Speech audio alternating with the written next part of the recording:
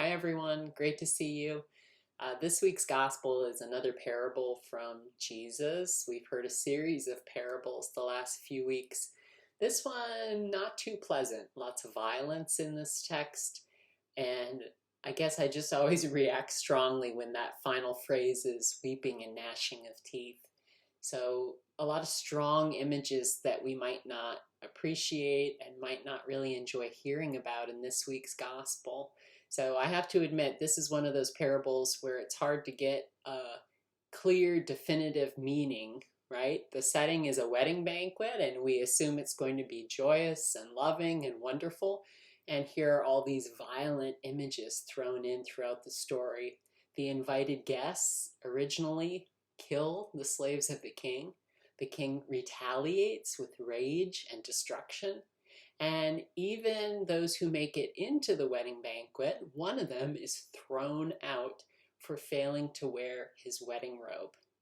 So what do we make of this? What do we make of all of this horror and rejection and retaliation having to do with a wedding? And what do we do with all of this horror and rejection and retaliation in a story about God?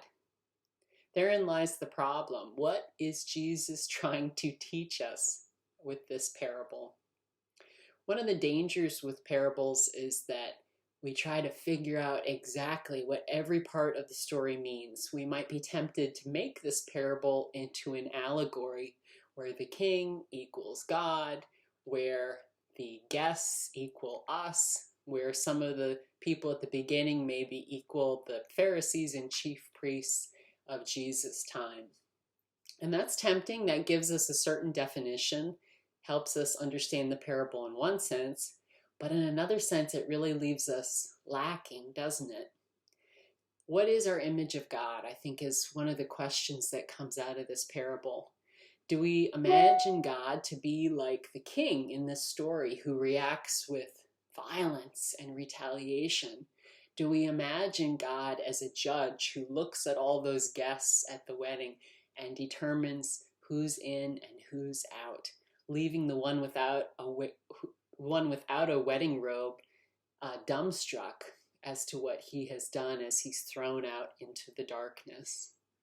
Or do we meet another God throughout the stories of the gospel, one who responds with mercy and grace? And that means that this image we have in our parable is kind of in tension with the God we know from other parts of the Bible.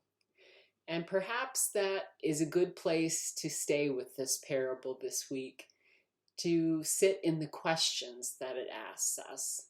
A parable really is a story to get us thinking and engaging in those deeper questions about who God is and who God calls us to be in response. So I don't mean to limit this parable or to throw it out, but I want us to keep asking questions about where this parable is calling us. And probably the most important image to ask is, who do we believe God is and what do we know about God, not just from this parable, but from the person we meet in Jesus Christ? So remember that this week as you study this story, and remember that throughout your prayer and devotions throughout the week.